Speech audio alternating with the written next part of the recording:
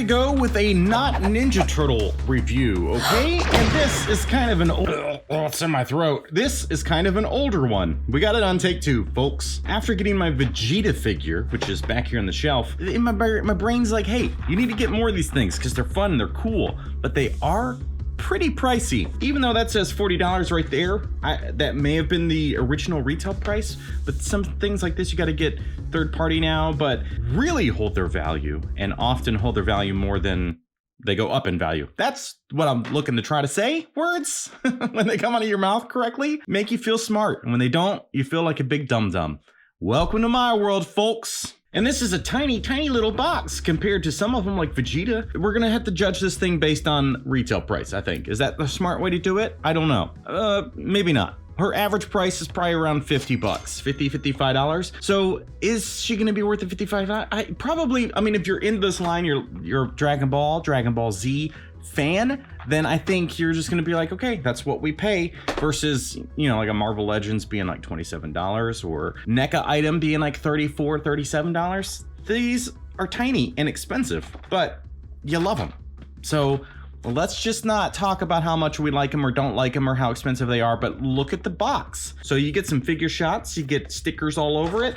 This was previously owned, as you can tell. It's a little yellowed, the tape is gone, and it's a little sticky. Back of the box, you get English and Japanese across the board, and these stickers to help clarify Bandai Spirits doing their things, Tamashii Nation, SHFiguarts, all these, like, too many brand names connected to one thing to really understand what's going on. And New York City is eventually going to get a Tamashii Nation store. But I thought it was supposed to open August 4th, and now it's still just like they're hiring people. And anyway, let's open this thing and see if this is a cool little figure.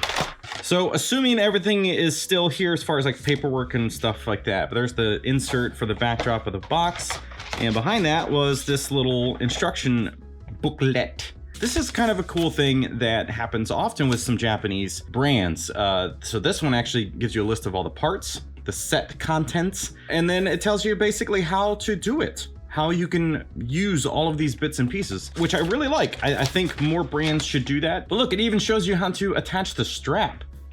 This is sweet. And then there's a hand to hold the dragon radar and maybe even the ball. This is really cool. I like this. And then sold separately, they're talking about getting all of them.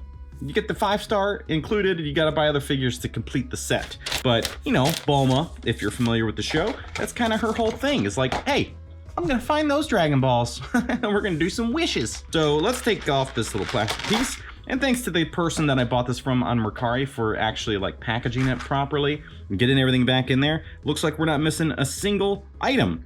And most importantly, I gotta say this right now, with SHFiguarts, you can easily buy bootlegs or knockoffs, and that's pretty much all over eBay and AliExpress. So there are bootlegs big time. It's like every time something comes out from a Dragon Ball or SHFiguarts figure, you're gonna find the knockoff. And in a future video, I'm gonna show a third-party slash bootleg, I guess, versus official Dragon Ball figures. But today, we're gonna just look at this Bulma. So we'll take her out of the box, the plastic. We get all these pieces. I shouldn't even be talking right now. I should just be editing the cutaway. Okay, the little ball wants to roll around, so I'm just gonna do this kind of, let me get rid of that. Let me make a good space for you. So we got all this stuff. We got all these hands. There's 7 hands, one specifically with the peg to hold the radar, which is cool. I like that. There's not a peg for the Dragon Ball, so that one's gonna be a little bit trickier. And yeah, I know it's not a Ninja Turtle thing, and this channel is more than Ninja Turtles, but if you like Ninja Turtles, you like the Mutant Mayhem, check this out. Hey, can I kick it? Yes, you can. That's a shirt available, link in the description and also in my link tree. So enjoy that shirt from me to you. Okay, bye. But let's look at these details. Let's look at this little gun first. You know, it's fine, it's fantastic as far as sculpting goes, right? There's not a whole lot of paint, it's just a single color, little metallic finish, and this can pop off. So if you want to not have it at all, or if you need to take it off to do whatever the instructions said, I guess, to maybe put it around her arm or something. So that's nice. You got her goggles, which are looking good. I like that metallic blue paint, but this is, you know, fine. It's gonna be able to put that around her neck. I don't think you can fit that on her head because her head's so big. The dragon radar, and it's, yeah, it would be kind of cool to have like a little yellow dot to say that it's in this particular spot. But as you can see on the back of that, the little peg for this hand. So let's just go ahead and put that on right here. So this other, the hand, good paint work. It's basic. I mean, again, this is the stuff's like, this is a freaking cartoon. So you can't really get like too bothered by the lack of details, I guess, or paint, because it's such a simplified thing, right? But this is, it fits so perfectly in there. The little peg, and then the fingers are wrapped around it perfectly. So you get some kind of relaxed hands. One of these is gonna hold a Dragon Ball. I don't know which one. This is just like a normal flat relaxed. You got this one, which does look like it could probably hold a Dragon Ball a little bit better, right? And then, uh-oh, there it goes. Oh no, don't lose it. Uh-oh, don't lose it. Then you have the other side. So you got a right hand and a left hand that can hold the Dragon Ball. You got this one, which will be the handle holding trigger finger hand. Jesus, words. And then this one, which is just like a, you know, little Japanese anime girl hand. And you got this one, which is a pointing hand. So it's just kind of like saying, hey, over there's a Dragon Ball. If you look at the direction I'm pointing, or it's gonna be like a, oh, I'm cute. It's stupid. I'm stupid. Look at her faceplates. So you got just a nice standard smile, looking straight forward. Interesting. I love the faceplate concept. It's really smart. It saves plastic because you don't have to produce a bunch of different heads. And then you got a nice little winking face, and the one that comes on her by default, which is looking off to the left a little bit, and mouth is fully open. And details, look at this.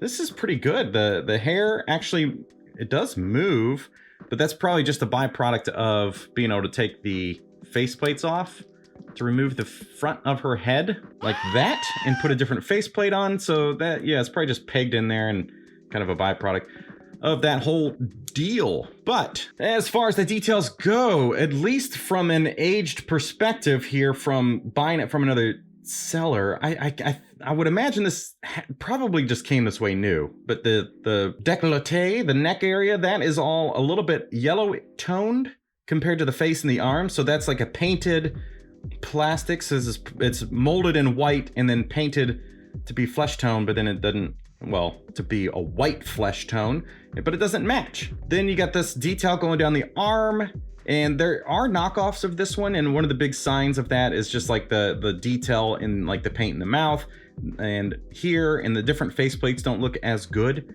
But this, you can trust me, this is official, baby. You know, also, some people are not a fan of these joints, right? I mean, they're great for articulation. The function is great on joints like this. The downside being that they look like that. So you kind of have to get over this like backwards like knee hump thing. But let's continue the details, right? So you got some good sculpting, you got some basic paint work because these are primarily printed in plastic. But this is like, you know, I complain about Super 7 being printed in plastic, but this is good. This is a good use of that because they also mattify the skin, and that's another sign on the knockoffs or the bootlegs. They actually have like a glossy finish versus this matte finish. So this is good. I'm a fan of this. The good sculpting around the boots and stuff. It's almost like the sculpting is higher quality than what the show would actually look like, especially for Dragon Ball, because that was, you know, back then the animation cells were not nearly as detailed as they are today. This is great. I like the little pack, the little satchel, that it's not connected, but it looks like it would be connected down here. So this is like, it's a smart use of design. I'm a huge fan of this already. This is what I like about SHFiguarts. Their posability is usually really, really good, and it's easy to do. Like, you can just kind of grab these things, and I did this with the Spider-Man. You can just kind of like, you feel safe just moving them around, no problem. None of the joints are so loose, but this feels good. I mean, could it benefit from a double? I don't think it's necessary, but a double jointed knee would always would definitely be cool. This is a great figure. So articulation, yeah, let's just kind of go over. You get this ball joint on the head, which goes pretty much anywhere you need it to. The arms have this ball joint as well. That's kind of like their thing. You get a ball joint design. So you can get whatever kind of motion you want. Look at this. This is insane. It's just so free flowing. No wonder no wonder what. I was thinking about people that do stop motion animation, and I've seen some with using Dragon Ball characters, and it's like no wonder, because they're so good. But yeah, you get look at all this. It's just non-stop articulation. You can do whatever you want. So anyway, that's it. That's not a lot to say about it. So if you are a Dragon Ball fan, is this Bulma worth getting? Yeah, I think so. And then there's like an actual bike that they have of hers that you can get. There's actually 2 versions, but one from earlier in the series, which is something I'm going to review, the third party of.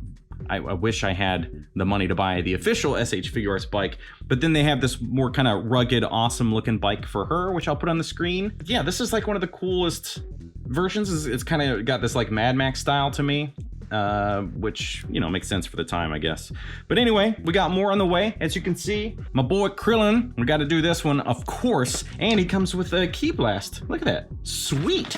So that's stay tuned for the future of that. But let's get into the posing segment. And thank you so much. We'll see you next time.